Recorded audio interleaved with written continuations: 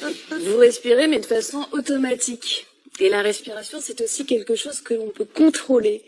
Et quand on se met à contrôler sa respiration, eh bien, on change complètement son rapport au monde, parce c'est une télécommande vers le cerveau et le système nerveux. Donc, imaginez le spectre soudainement très très large quand on comprend comment faire fonctionner sa respiration. Que bien souvent, beaucoup de personnes disent « je n'arrive plus à respirer par le nez ». Et la respiration nasale, elle est clé pour notre santé mentale et physique. Pourquoi? Parce qu'on crée un gaz qui s'appelle l'oxyde nitrique.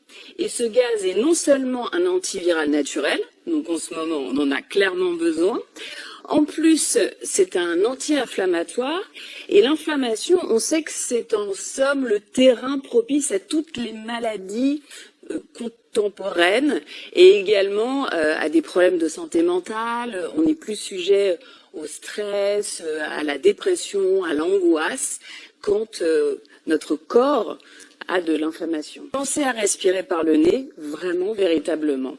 Parce que respirer par la bouche, on dit que respirer par le nez, c'est manger bio, et respirer par la bouche, c'est comme manger fast-food toute la semaine. Voilà.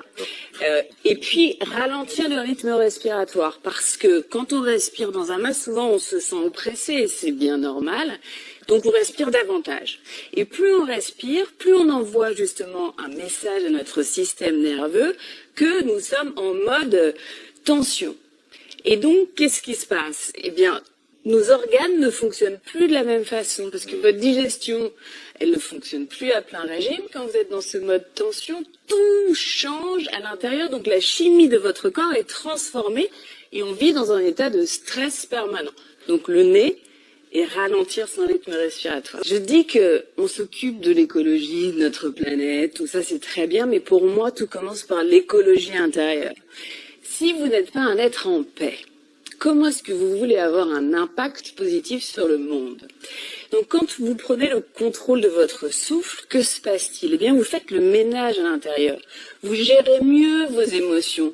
Quand vos émotions, elles sont apaisées, vous n'allez pas renvoyer à autrui la faute pour ce qui vous arrive dans votre vie. Quand vous vous dites, je peux contrôler ma façon de réagir au monde, et tout se transforme. Et ce qu'il faut saisir, c'est que ça passe par le corps. C'est-à-dire que c'est pas de la méditation au sens, vous allez trouver la paix parce que vous allez devenir spirituellement plus élevé. C'est que il se passe quelque chose dans la chimie de votre corps qui vous amène davantage de paix, qui vous donne plus de santé, qui vous donne plus de focus, qui vous aide à dormir. Et quand vous dormez mieux, par exemple, évidemment, ça a un impact sur votre vie quotidienne. 6 mots du quotidien, des grands mots du quotidien. La dépression, on a vu qu'avec des rythmes respiratoires, des régimes de 6 semaines, on arrivait à ce que des dépressifs chroniques se passent de leurs antidépresseurs. Les dents non alignées, par exemple.